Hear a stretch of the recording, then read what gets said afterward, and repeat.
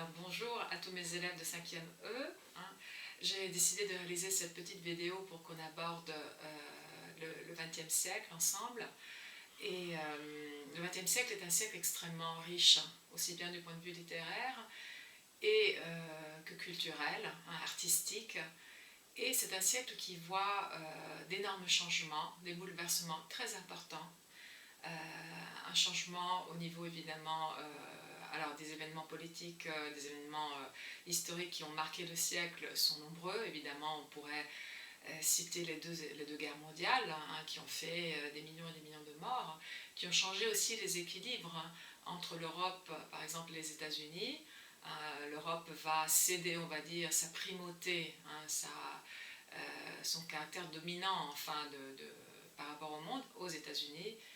Et la Deuxième Guerre mondiale qui va tracer effectivement ce passage vers une domination aussi bien économique que culturelle de la part donc, des États-Unis. Donc il y a un changement important. Évidemment, les deux guerres mondiales ont provoqué des chocs énormes, aussi bien dans la population, au niveau évidemment historique, au niveau culturel, au niveau littéraire, évidemment. Et c'est un siècle qui voit une révolution importante, qui est la révolution russe, et qui voit en fait beaucoup de révolutions à plusieurs niveaux, dans plusieurs secteurs, parmi lesquels le secteur, par exemple, le domaine littéraire et artistique. Alors, nous avons vu donc à partir de la fin de la deuxième moitié du XIXe siècle, donc à partir de 1870, commence une époque qui est appelée la Belle Époque. C'est une époque très longue qui s'échelonne à partir donc, de 1870, c'est-à-dire la fin de l'empire de Napoléon III, et donc la défaite de Sedan, et ensuite la parenthèse de la Commune, jusqu'à 1914. Donc c'est une période très longue qui a des lumières et des ombres, c'est-à-dire une période très vivante, très effervescente, mais qui voit évidemment une industrialisation, une modernité, l'évolution des sciences et des techniques très importante, évidemment avec des luttes aussi qui continuent au niveau social. En même temps, c'est une belle époque parce qu'il y a une joie de vivre, là aussi une effervescence à tous les niveaux, mais en même temps, il y a beaucoup d'inégalités qui continuent, beaucoup de luttes au niveau social qui vont se produire. Donc la fin du siècle a vu donc ces deux tendances s'opposer. D'un côté le symbolisme et ensuite la décadence qui s'oppose au rationalisme et au positivisme dominant de l'époque. En littérature, nous avons vu donc le symbolisme, nous avons vu enfin cette vision du monde justement qui est une sorte de fuite dans l'irrationnel, aussi dans la spiritualité, dans tout ce qui est qui s'oppose au matérialisme, qui est de plus en plus qui s'affirme de manière de plus en plus forte. Et par contre, nous avons évidemment toute une tendance qui est celle du rationalisme, enfin du matérialisme et du réalisme qui s'exacerbe à travers le naturalisme.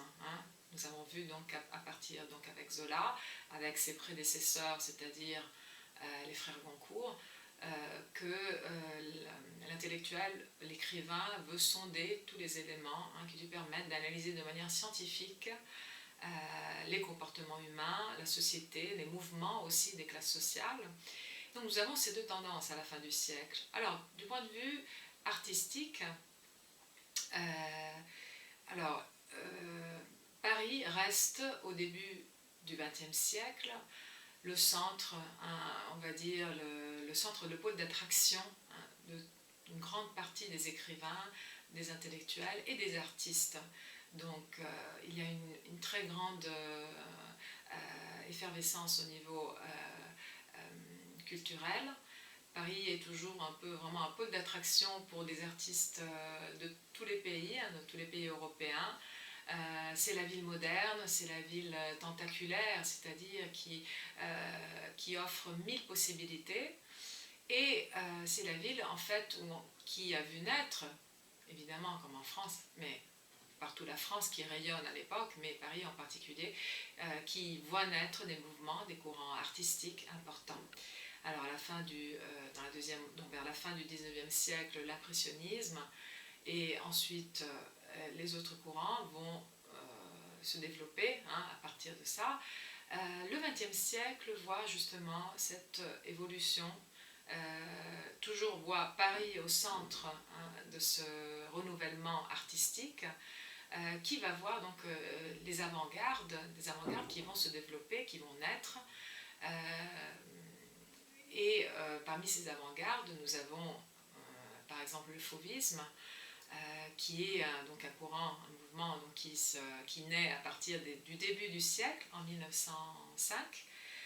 Les premières expositions, les fauves, donc c'est un terme qui a été donné par un critique d'art, Vaucel, de manière péjorative pour définir les œuvres donc, de ces artistes, parmi lesquels aujourd'hui compte grand nombre d'artistes importants, parmi lesquels donc, Matisse, André Derain, Maurice de Vlaminck, Raoul Dufy par exemple. Donc vous avez un grand nombre d'artistes qui sont devenus aujourd'hui des artistes officiels, des artistes, les plus grands noms de l'art. Alors, fauvisme, les fauves en particulier, la peinture des fauves est caractérisée par l'usage de couleurs souvent primaires, des couleurs très fortes, avec une valeur expressionniste, et qui va donc à l'encontre, donc à l'opposé de la tradition on va dire des formes classiques, de l'esthétique, qui voulait donc qui imposait certaines règles. Alors, vous allez voir, tous les mouvements naissent, donc la grande partie de ces mouvements artistiques naissent dans les 20 premières années du XXe siècle. Donc, à côté des fauves, en 1907, officiellement, donc, parce que c'est la date où a été peint donc, l'un des tableaux qui va révolutionner l'histoire de l'art, c'est Les Demoiselles d'Avignon de Picasso. Alors, peint en 1907, un tableau extraordinaire qui reçoit les influences d'autres artistes, parmi lesquels Cézanne, qui est donc à l'origine, on va dire, c'est l'un des prédécesseurs du cubisme. Et puis nous avons évidemment l'art nègre, qui a beaucoup influencé aussi Picasso et Braque. Et ce tableau a été peint en 1907, mais en fait découvert beaucoup plus tard. Beaucoup d'années plus tard, mais il a été reconnu vraiment au niveau de l'histoire de l'art comme le tableau qui a initié, qui a ouvert donc, la voie donc, du cubisme. Donc 1905-1907, naissance du cubisme, et puis nous avons en 1909 la publication sur le Figaro du manifeste du futurisme. Alors là aussi, le futurisme évidemment est un mouvement italien, donc qui est tout à fait italien, mais justement le manifeste est publié en France, à Paris. Donc ce n'est pas un hasard, c'est justement parce que c'était à Paris que se retrouvaient, c'était le lieu où se concentraient tous les artistes, et c'était le lieu où il y avait un plus grand mouvement, donc et aussi des inspirations donc, qui confluaient ici dans cette ville. Donc voilà, futurisme. Et puis petit à petit, on va avoir d'autres mouvements qui vont naître jusqu'aux années 20, donc 1924, le surréalisme, qui naît en fait des cendres, dalle ceneri, des cendres de Dada, donc du dadaïsme, et qui va être l'un des grands mouvements artistiques du XXe siècle, et surtout celui qui a le plus de longévité, parce que c'est un mouvement qui va avoir une vie très longue jusqu'aux années 60, jusqu'en fait à la mort de son fondateur qui est André Breton. Donc voilà, alors c'était pour vous donner un aperçu général sur ces mouvements artistiques. Mais alors pourquoi on parle d'art? Et pourquoi alors justement, parce que l'art et la littérature sont sont toujours très intimement liés. Vous avez vu qu'à partir déjà du symbolisme, art, musique, littérature sont des expressions qui se retrouvent qui se rapprochent de plus en plus. Et le début du siècle, avec cette richesse, hein, ce foisonnement au niveau des arts, va justement encore continuer dans cette direction. Et nous parlons d'art pour parler de littérature, justement, parce que l'écrivain dont je vais parler, justement, que je vais aborder, c'est Guillaume Apollinaire. Alors, Guillaume Apollinaire, lui, il a été intimement lié au mouvement, aux avant-gardes artistiques du début du siècle. En particulier, alors c'était l'ami de Picasso, il connaissait Georges Braque, il connaissait Matisse, donc il connaissait nombre de poètes et d'artistes qui vivaient à Paris à cette époque-là. Alors, à l'époque, les deux, au début du siècle, le centre, on va dire, le cœur du monde artiste, c'est Montmartre, la butte Montmartre, donc quartier périphérique à l'époque de Paris, et où les artistes se concentrent, pour passer ensuite, on va dire, le flambeau à Montparnasse, qui va devenir dans les années 20 et les années 30 ensuite, le quartier où vraiment les artistes se concentrent. Avec d'ailleurs aujourd'hui encore, vous avez un grand nombre d'ateliers que vous pouvez retrouver dans le quartier Montparnasse. Vous avez des grands artistes qui ont vécu et qui se sont côtoyés, se sono vissuti l'uni accanto agli altri, se sont côtoyés à Montparnasse. Alors, Apollinaire, Guillaume Apollinaire, donc en réalité a été naturalisé français parce qu'à l'origine il est polonais.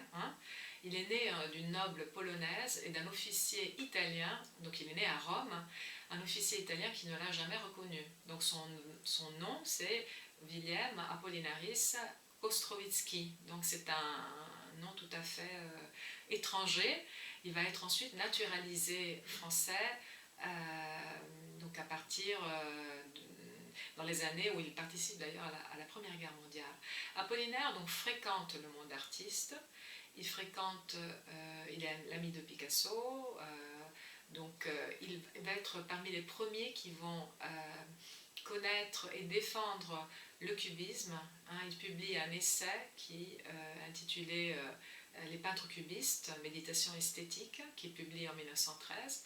Et puis il va défendre aussi le futurisme avec cette œuvre, cet essai toujours, l'antitradition futuriste, publié quelques années plus tard. Donc, alors, quel est le mérite d'Apollinaire ? Alors, son mérite, c'est celui d'avoir été le porte-parole, d'avoir été sensible et d'avoir senti donc, qu'il y avait, donc on parle souvent du poète de l'esprit nouveau.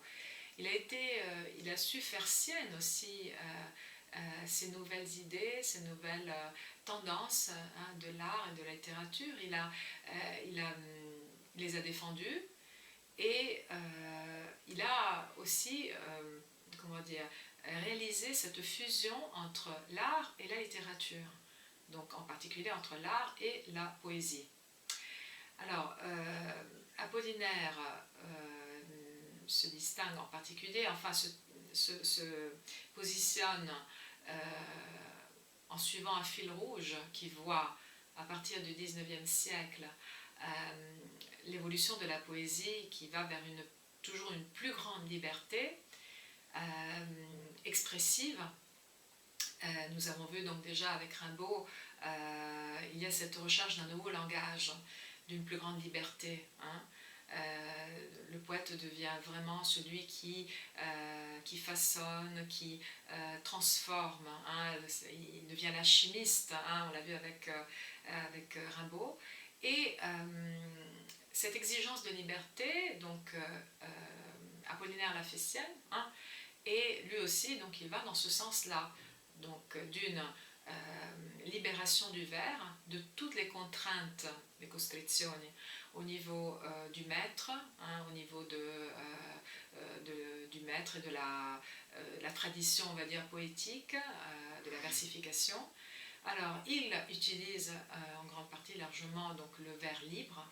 Il utilise le vers libre. Il utilise la grande nouveauté, on va dire, d'Apollinaire est celle d'avoir fait table rase aussi de la ponctuation.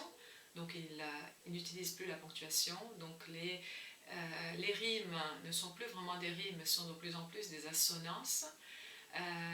On a une plus grande liberté au niveau du mètre et des syllabes, donc du rythme.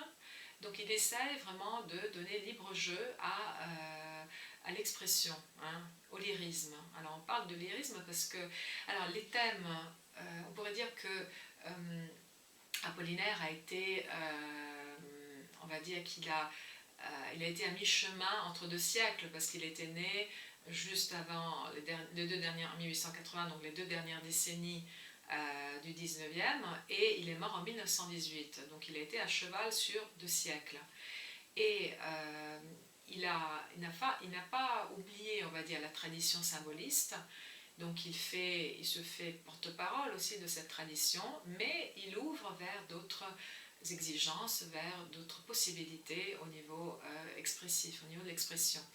Donc les thèmes utilisés par Apollinaire sont des thèmes, on va dire, classiques, c'est-à-dire la fuite du temps, l'amour, la nostalgie du passé, par exemple.